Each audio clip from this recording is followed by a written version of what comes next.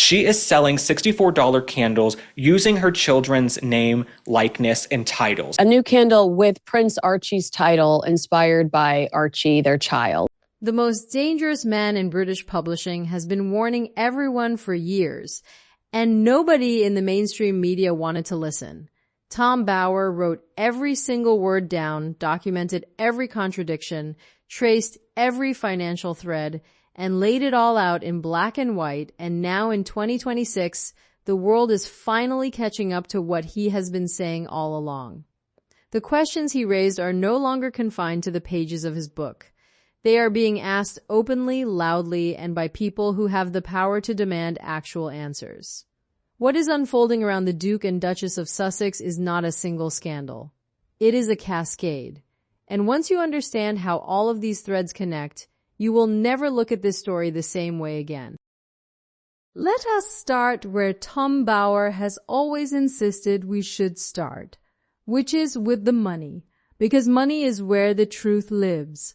Bower has been absolutely forensic in his analysis of the Sussex finances, and what he has consistently said is that their lifestyle requires a minimum of £3 million per year after tax just to maintain. That is not speculation.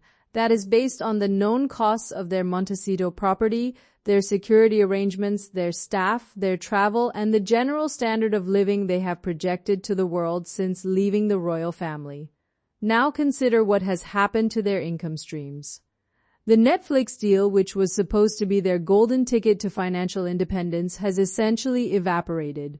The Spotify partnership was publicly described as a disaster by the very executives who worked on it.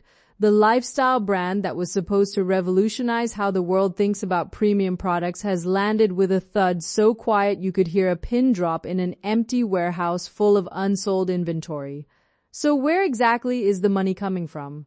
That is the question that will not go away, and it is the question that has people openly calling for the Internal Revenue Service to take a very close look at the Sussex financial situation.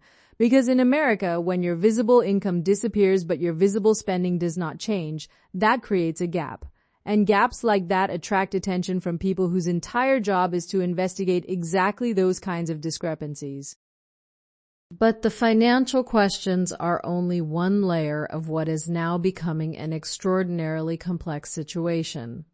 The matter of Harry's immigration status in the United States has been one of the most carefully avoided stories in mainstream journalism for the better part of 3 years. And the reason it has been avoided is because the facts are so straightforward that they are almost impossible to spin. Harry admitted in his own memoir, in his own words, to extensive drug use. Not casual, experimental, one-time drug use. He described cocaine, cannabis, psychedelic mushrooms, and he did not describe these as distant memories from a troubled youth. He wrote about them in detail. He then recorded the audiobook version himself, reading every single word aloud, essentially providing his own testimony in his own voice. Tom Bower has pointed out repeatedly how extraordinary this is. Here is a man who not only admitted to behavior that is explicitly grounds for visa denial under United States immigration law, but who then commercially published and personally narrated that admission for profit under normal circumstances for any normal person. That admission alone would trigger a review of their immigration status, yet Harry continues to reside in Montecito, California, with what appears to be absolutely no consequences whatsoever. No public explanation has been offered, no transparency has been provided. The silence on this matter from official channels is deafening. And as Bower has noted, it reinforces the perception that Harry and Meghan operate under the belief that the rules that apply to everyone else simply do not apply to them. The question that is growing louder with every passing month is whether that belief is about to collide very hard with reality.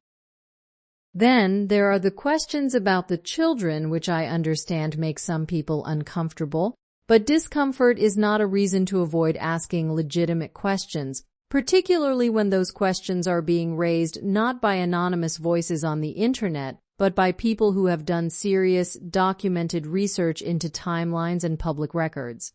There are questions about Meghan's age that have persisted for years, questions that her own family members have addressed in ways that are curiously evasive rather than definitively clear. Her half-sister has spoken publicly about age discrepancies, And while Samantha Markle has pushed back firmly on suggestions that there has been any deliberate deception, the fact remains that contemporaries from Meghan's school years have raised questions about whether the official timeline adds up. If those questions have merit, and they deserve to be properly investigated rather than dismissed, then they have implications that extend into other areas of the official Sussex narrative, including the births of their children. These are not accusations, they are questions, and in a functioning democracy, questions deserve answers. Now here is where Tom Bower's work becomes absolutely essential to understanding the bigger picture, because Bower has always maintained that the story of how Meghan Markle entered Prince Harry's life is not the charming fairy tale that was sold to the public. The official version is delightfully simple. Two people are introduced through a mutual friend. They meet, they fall in love, they live happily ever after, or at least they were supposed to. But Bower and other serious researchers who have been digging into this story for years are now openly questioning whether that meeting at Soho House was not chance at all, but was in fact carefully engineered by people with serious money, serious connections, and serious motives. The name that keeps surfacing in these discussions is Marcus Anderson, a well-connected figure in the Soho House world who has remained extraordinarily close to Harry and Meghan long after virtually everyone else in their orbit has been systematically cut off and discarded. And this is a critical point because Tom Bower has extensively documented Meghan's pattern of ghosting people. She has left behind a trail of abandoned relationships that stretches back decades. Friends, family members, colleagues, mentors, people who were once described as her closest confidants have been dropped without warning and without explanation. Yet Marcus Anderson remains. Why? What makes him untouchable in a way that Meghan's own father, her own sister, her former best friends, and virtually every member of her husband's family are not? That is a question worth sitting with for a long time. And then there is the period that researchers are now calling the Mediterranean years, a chapter of Meghan's life before she became a minor cable TV actress that is attracting serious and sustained attention. Photographs are surfacing, timelines are being examined, connections to powerful figures in entertainment and finance are being mapped, and the question that keeps being asked is what exactly was Meghan Markle doing during those years, and who was she doing it with? Tom Bower has described Meghan as a woman of enormous ambition and total ruthlessness, but limited talent. He has painted a picture of someone who stood on a Hollywood red carpet as a 5-year-old girl, tugged on her father's hand, and said she wanted to be the star. That ambition did not materialize out of thin air when she met Harry in 2016. It was there all along, burning, relentless, and willing to find any path to the rooms where power lives. Bower noted that Suits, the cable TV show that represented the peak of Meghan's acting career, was never going to get her where she wanted to go. It was a perfectly respectable show, but it was not a star-making platform. It was not the kind of role that opens doors to the highest levels of celebrity and influence. And yet somehow this woman who had maxed out her acting career on a mid-tier cable drama ended up sitting across from a British prince in a private members club. The journey between those 2 points is the story that the mainstream media has been afraid to tell, and it is the story that is now finally being examined in the open. What makes all of this particularly devastating is the contrast with Catherine, the Princess of Wales. Tom Bower made a comment recently that sent his own audience into a frenzy. He suggested that Catherine felt threatened by Meghan Markle, and the reaction from people who agree with Bower on virtually everything else was immediate, fierce, and almost universally negative. But here's what I think Bower was actually getting at. Even if his audience did not want to hear it framed that way, Catherine did not feel threatened in the way that word is normally understood. Catherine is not a woman who is easily intimidated. What Catherine felt was something closer to institutional alarm. She recognized almost immediately that Meghan represented a very serious problem for the monarchy, not because Meghan was more talented or more charismatic or more capable, but because Meghan was willing to break every single unwritten rule without a moment of hesitation and without a shred of remorse. Catherine had spent more than a decade doing the quiet, unglamorous, essential work that holds the institution together. She had opened hospitals in towns nobody glamorizes. She had stood in the cold on days when no cameras were watching. She had earned her position through patience, discipline, sacrifice, and genuine service. And then Meghan arrived and made it immediately clear that she had no intention of paying any of those dues. Bauer himself noted that Meghan believed she should be the future queen. A woman who had been in the royal family for 5 minutes believed she deserved the crown. That is not a threat to Catherine. That is an insult to everything Catherine represents and everything she has worked for. And Catherine, with the quiet grace that has defined her entire public life, simply waited, because she understood something that Meghan never has and never will. The institution always wins. And look at where we are now. The polling numbers tell a story so clear that no amount of spin can obscure it. A recent survey conducted to mark the late Queen Elizabeth's centenary revealed approval ratings that should keep Harry and Meghan awake at night.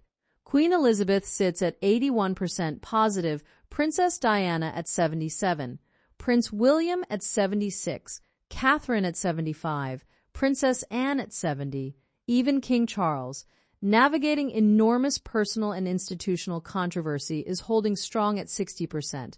And then you reach Harry and Meghan and the numbers fall off a cliff. Harry is at 30%. This is a man who once rivaled the late Queen herself in popularity polls. A man who was genuinely, authentically beloved by the British public. 70% of his own countrymen now view him negatively. Meghan is at 20%. 8 out of every 10 people in the United Kingdom have a negative view of her.